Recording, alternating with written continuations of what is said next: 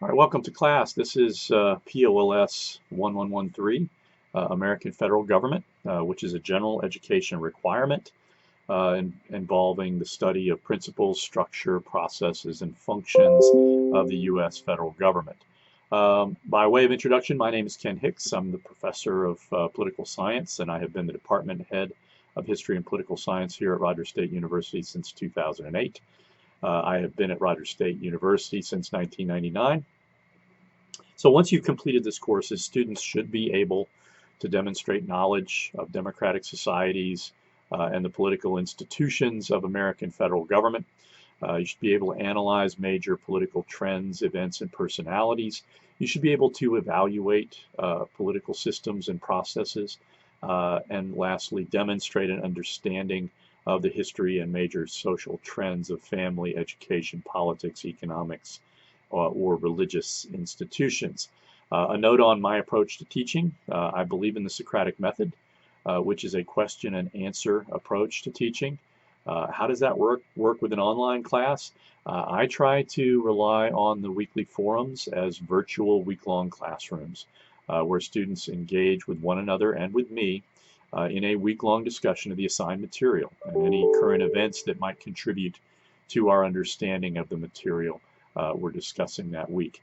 The challenge is to make sure that students adequately cover the assigned material. Students have a role to play in raising issues that they're having difficulty understanding by asking questions themselves. I monitor the weekly forum on a day-to-day basis, and when I see questions arise, I'm always happy to try and explain more complicated or obscure issues related to the assigned reading. This course has a standard week-to-week format. Each week's unit opens on Sunday and closes on Sunday at 11:55. There are 3 weekly activities.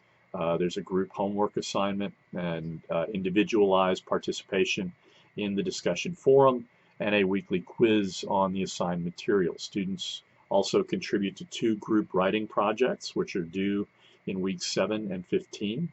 Those assignments are open throughout the semester, so if you want to work ahead as a group, you can get on that.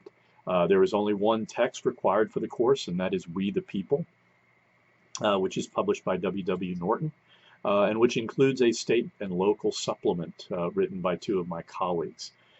Study guides for each chapter are posted on the course resources link, as well as PowerPoints. Any additional reading material I may post as recommended reading, and I'll post those again on the course resources link for the relevant week. Or I'll make a note of it on the course blog, which again students can access through the at a glance link.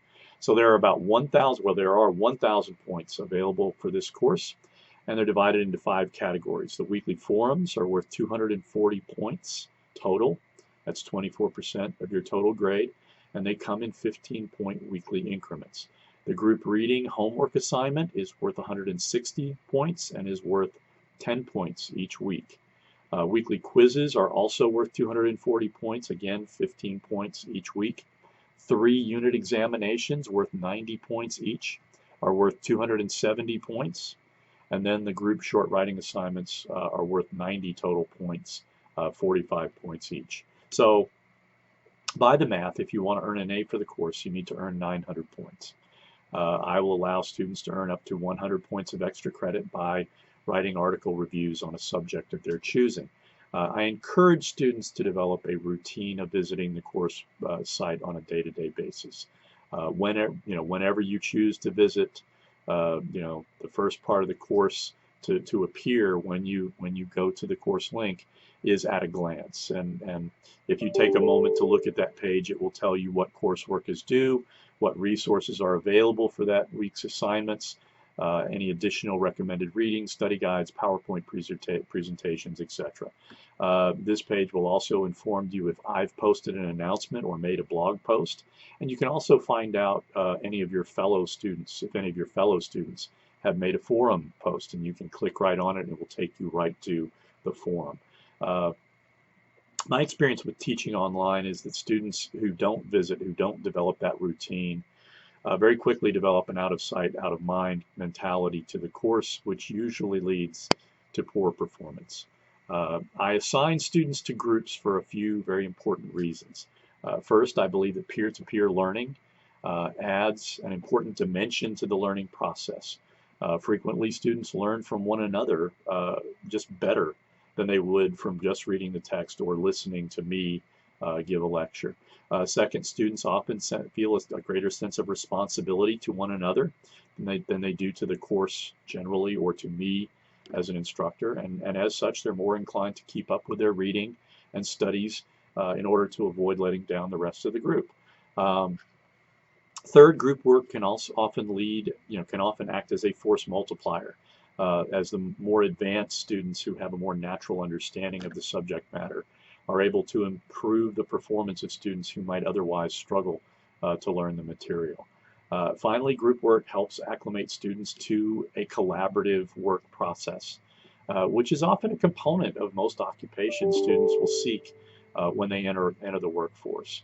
For example, with writing projects, students learn how to distribute responsibilities and how to collaborate to produce a finished product that reads as if one person wrote it. That's a really good skill set to learn. A final reason for group work is it enables me to evaluate work more efficiently. Instead of reading and correcting, 30 versions of an article analysis, I can read, 4 or 5 versions, which allows me the time to identify mistakes and give groups an opportunity to correct those mistakes. I'll post an announcement that will lay out the group assignments and provide you guys with contact information so that you can begin getting to know one another. Now, if your work schedule or family responsibilities prevent you from working within a group, you can contact me and ask to opt out, and I'll allow you to work independently. I hope you'll recognize that that's more work and that working within the framework of a group is intended to facilitate more effective studying and learning of the material. So all that being said, group work is not generally going to be the reason a student doesn't earn the grade that they want to get in the class. I generally grade group assignments leniently, and students who commit to working together generally find their grade improves by interacting with their fellow students. So if a group feels like a group member is not pulling their weight, I have ways of communicating with the student on an individual basis that kind of will pull them along without necessarily alerting them that the rest of the group has snitched on them. I'm always happy to meet with students in person or via Zoom meetings, which obviously, given the social distancing requirements during this pandemic, obviously we need to practice effective social distancing. So if you come to Baird Hall for an in-person meeting, please follow the social distancing guidelines. I'll conclude by, hey, I'm a political scientist, which means I'm a bit of a political junkie. I had the opportunity this January to go to Washington, D.C. to witness day one of the Senate impeachment trial of Donald Trump, which was made possible by Senator James Lankford's office and the RSU administration. That historic opportunity reinforced in my mind how essential an adequate education is of our government is for effective citizenship. I hope this video helps you understand the course requirements, but if you have any additional questions, please don't hesitate to contact me. I'm happy to try and clear things up. I look forward to working with each of you over the course of the semester. And remember, as with most things in life, you get out of a course what you put into it. The more you commit to learning the material, the more you're likely to learn and retain, and the more you will understand that even if you're not interested in politics, politics is interested in you.